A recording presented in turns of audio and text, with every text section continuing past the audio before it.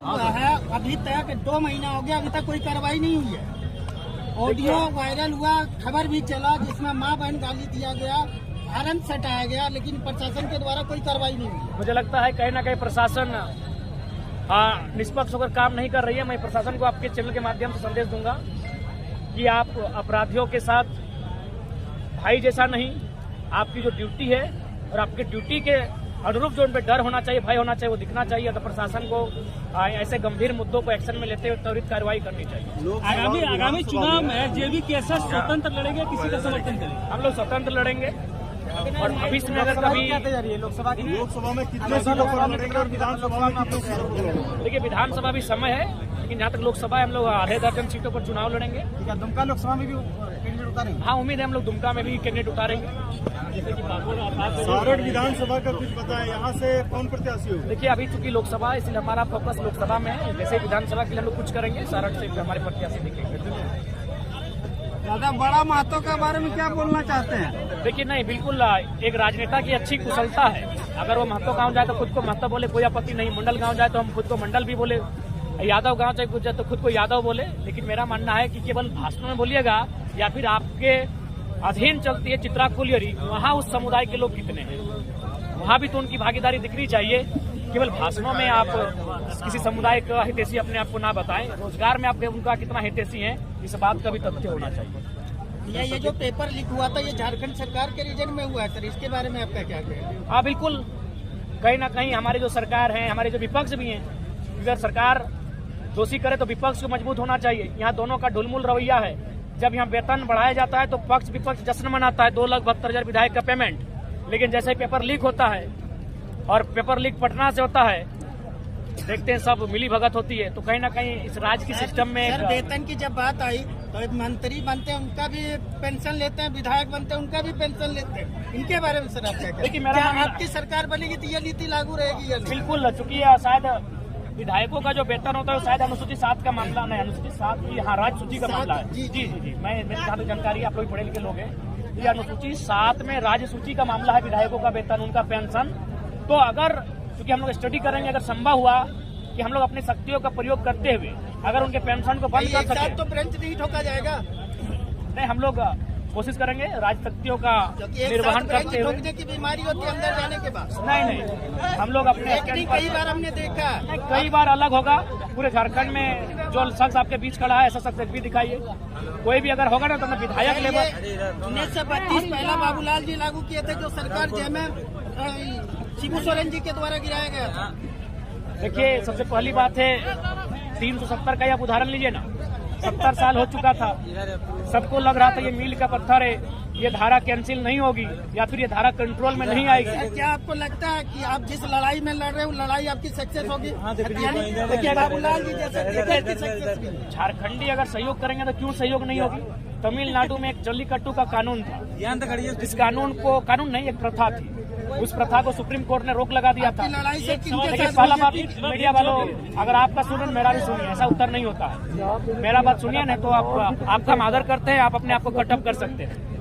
जल्लीकट्टू में जब supreme court के द्वारा हस्तक्षेप किया गया कि जल्लीकट्टू को प्रतिबंध किया जाए, तो तमिलनाडु के लोग सड़कों पर थे। जिन झारखंड के 3 करोड़ लोग हैं, इनमें अगर 10% लोग सड़कों पर आ जाएंगे, विधायकों का हुक्का पानी बंद कर देंगे, हर नियम बनेगा, हर एक नियम बनेगा। क्यों नहीं बनेगा?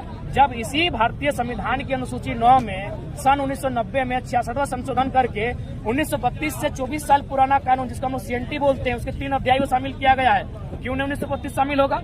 लॉजिकली बात कीजिए, होगा। बस झारखंड कितना जागा है, और ये हम नहीं कह रहे। सन 1958 के आसपास एक पेपर छपा था, जब राजेंद्र प्रसाद जब उस समय शायद राष्ट्रपति थे, जब झारखंड आए तो उन्होंने कहा था छोटा नागपुर के लोग अगर नहीं जागे तो बाहर के लोग यहाँ के साधनों में कब्जा कर लेंगे। तो जागेंगे तो नियम बनेगा। सरस्वती पूजा के नाम पर चंदा करना कहाँ तक सही है? देखिए नहीं, राजनीतिक चंदा नहीं होना चाहिए, सामाजिक चंदा होना चाहिए, माना सद्भावना का चंदा होना चाहिए। लेकिन कोई विधायक सांसद अपनी नाकामयाबी को छुपाने के लिए अगर किसी धर्म का सहारा ले रहा है तो ये ठीक नहीं। जैसे केसेस को लगातार लॉस हो रहा है कुछ। देखिए, कहीं ना कहीं वे झारखंड मुक्ति मोर्चा के वफादार थे, इसलिए मुख्यमंत्री बने हैं। चूंकि अभी वो नए आए हैं, इसलिए मैं उनसे पहले ये कहूंगा कि निष्पक्ष होकर काम करें और सबसे पहले जो छात्रों पर एफआईआर हुआ है उसको रद्द करवाए।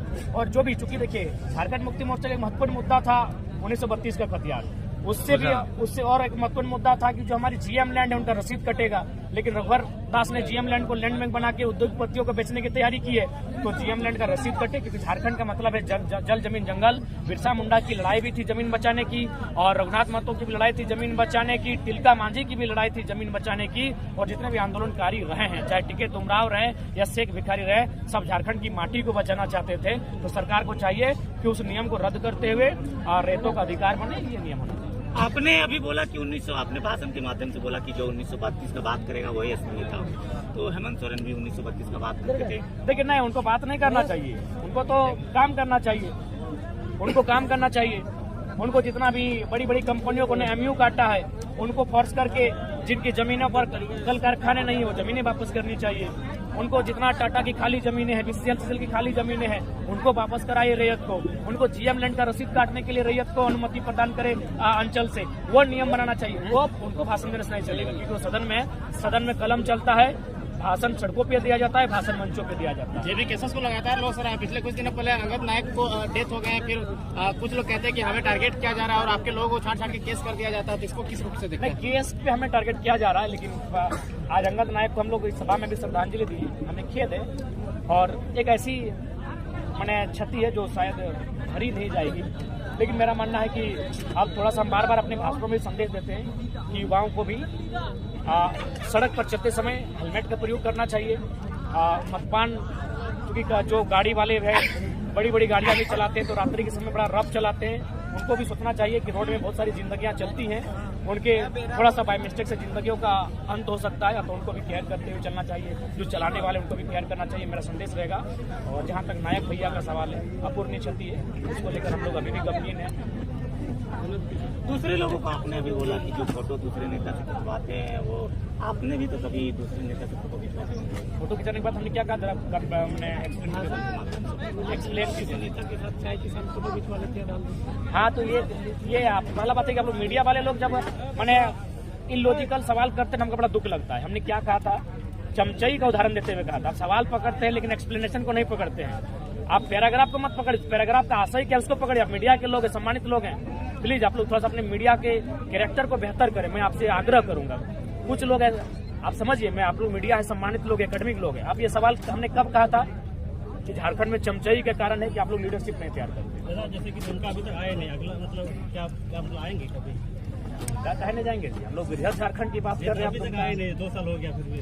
हाँ, देखिए, चूंकि 2 साल काफी कम समय होता है, उस कम समय में हम लोग छोटा नागपुर को देखें, कोल्हान को देखें, पलामू और दुमका छूटा है, संथाल परगना।